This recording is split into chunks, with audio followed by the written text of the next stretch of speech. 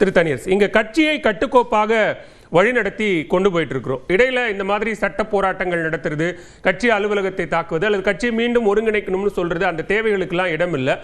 ரொம்ப தெளிவான வியூகத்தோட போய்கிட்டு இருக்கும்போது இந்த இடையூறுகள் வேண்டாம் அப்படிங்கிறாரு மணிகண்டன். பரவாயில்லையா? இப்போ ஏற்கனவே வெளியேறினவங்க பரவாயில்ல. இப்போ அன்வராஜ் அண்ணா ஏன் போனார், எங்கே போயிருக்காரு? மருது அழகராஜ் அண்ணா இப்போ எங்கிருந்து இப்போ எங்கே போயிருக்காரு? இப்போ கடைசியாக செங்கோட்டை அண்ணா இப்போ வெயிட்டிங்.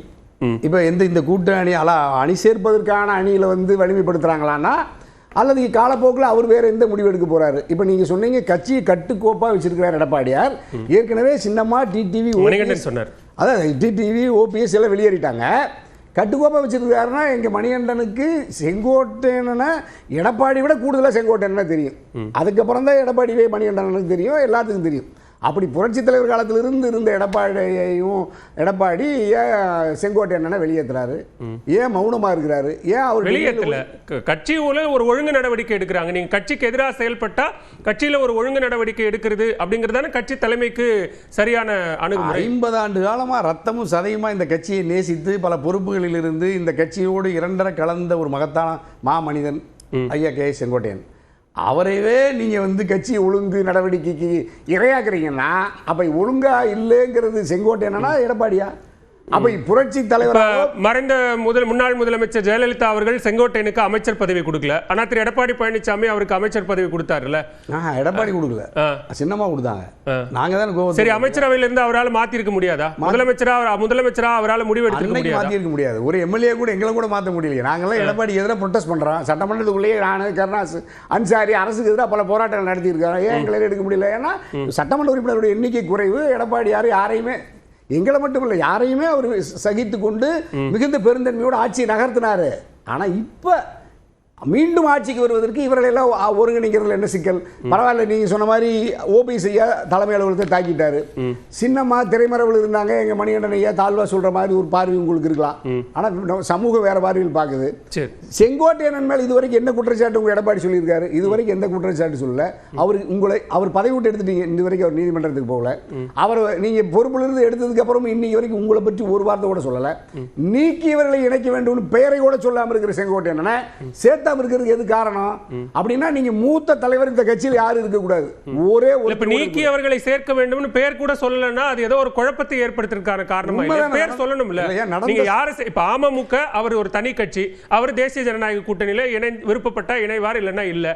அப்ப நீங்க கட்சியில ஒருங்கிணைந்த அதிமுகவா இவங்களெல்லாம் சேருங்க அப்படின்னு ஒரு பட்டியலையாவது திரு செங்கோட்டையன் சொல்லணுமா இல்லையா? இதை சொன்னா அடிப்படை உறுப்பினர் இருந்து பதவியிலிருந்து நீக்குவதற்கு அது ஏதுவா இருக்கும்னு செங்கோட்டையனுக்கு தெரியும். அதுக்காக எடப்பாடி காத்திருக்கிறார். எடப்பாடி டைப்பெல்லாம் அடிச்சு வச்சுட்டாரு. அடிப்படை உறுப்பினர்கள் இருந்து கே செங்கோட்டையன் அவர்கள் இன்று முதல் நீக்கப்படுகிறார். கட்சி விதிகளின் ஒழுங்கு நடவடிக்கைகளுக்கு இரையாகிறார், கண்ணியத்துக்கு மாசுபடுறாரு சொல்லிடுவாரு. ஆனா நான் சொல்றேன், செங்கோட்டையன் கட்டாயமா உங்களை நீக்க போறாரு. நீங்க எதிர்த்து தெளிவா உண்மையை வெளிப்படையா பெயரை சொல்லுங்கன்னு சொன்னேன். கட்சியில் யாரெல்லாம் சேர்க்கணும் பொதுவாக சொல்லு. இப்ப தனியரசனுடைய வாதத்தை நான் ஏத்துக்கிறேன். அப்படி ஒரு மூத்த தலைவராக, முன்னாள் அமைச்சராக நீங்க சொல்ற மாதிரி எம்ஜிஆர் அவர்களோடும் ஜெயலலிதா அவர்களோடும் நெருக்கமா இருந்த ஒருத்தர்னா அவர்ல திரு எடப்பாடி பழனிசாமியிடம் ஆலோசனை நடத்தி இப்படி எல்லாம் பண்ணலாம் அப்படிங்கிற ஒரு சூழலை உருவாக்கி இருக்கு. மாறா ஒரு போர்க்கொடி தூக்குறது அப்படிங்கிறது சரியா தூக்கலையா? அவரே நடத்துறாரு. நீங்க அவரே சொல்றாரு, நாங்க போய் இப்படி கட்சி தொடர்ந்து தோல்வி தழுவி வருகிறது. இப்படி ஒரு மகத்தான மாபெரும் மக்கள் இயக்கம், புரட்சி தலைவர் அம்மா உயிரை தந்து இந்த கட்சியை வளர்த்திருக்கிறாங்க. தமிழ்நாட்டில் இருக்கிற 8 கோடி மக்கள் தலைநிமிர்ந்து தன்மானத்தோடு வாழ இந்த கட்சி பல சமூக நல திட்டங்களை தந்திருக்கிறது. இங்கு வறுமை ஒளிந்திருக்கிறது, அறியாமை ஒளிந்திருக்கிறது. தந்தை பெரியாரின் கனவு, அண்ணாவின் கனவு இங்கு நிலைநிறுத்தப்பட்டிருக்கிறது. அப்படிப்பட்ட மகத்தான கட்சி பாதுகாப்பாக இருக்கணும். ஆனால் எடப்பாடி ஐயா, நீங்க பொறுப்பேற்றது பிற்பாடு தொடர்ந்து தோத்துக்கிட்டே வர்றோம்.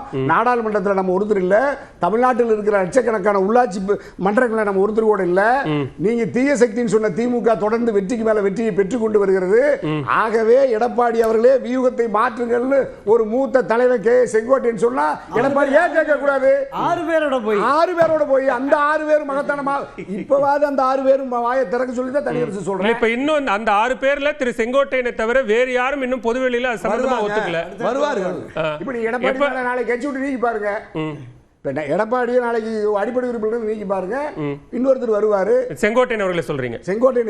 செங்கோட்டையனை நீக்கினா, அடிப்படை உறுப்பினர் நீக்கினா ஒருவரா வருவார், அல்ல மொத்தமா கூட வரக்கூடும். ஆனாலும் கூட அப்படி ஒரு அப்படி ஒரு ஆபத்து அதிமுக வந்துடக்கூடாதுன்னு எங்களுக்கே பதட்டமா இருக்குது. இப்ப துரை கருணாயாவோ தனியரசுவோ அதிமுக என்கிற திராவிட பேர் இயக்கி இருக்குன்னு சொல்றேன்.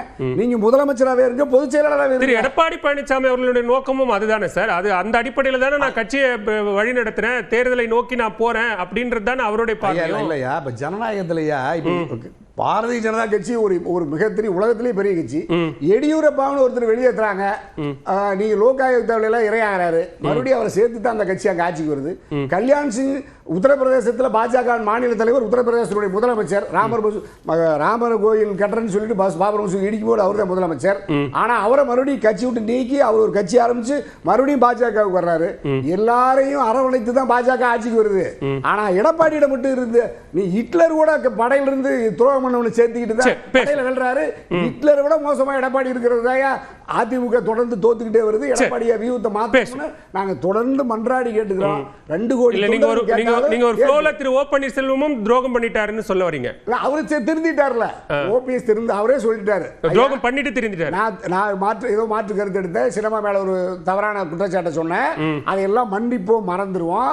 எந்த தியாகத்துக்கு நான் தயாரா இருக்கிறேன், எனக்கு பதவியே வேண்டாம், கட்சி விட்டுப்படணும், அம்மா ஆட்சி வரணும்னு சொல்றாங்க.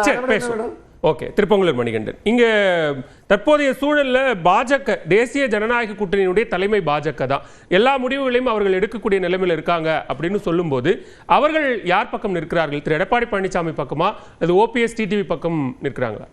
இல்லைங்க, பொதுவாக அண்ணன் தனியரசு பேசுறதே பார்த்துருப்பீங்க, கழகம் அதிமுகவில் பிறக்காதா, அதை கண்டுகளிக்க மாட்டோமான்னு அண்ணன் தனியரசு ரொம்ப ஏங்குறாரு உண்மையிலேயே.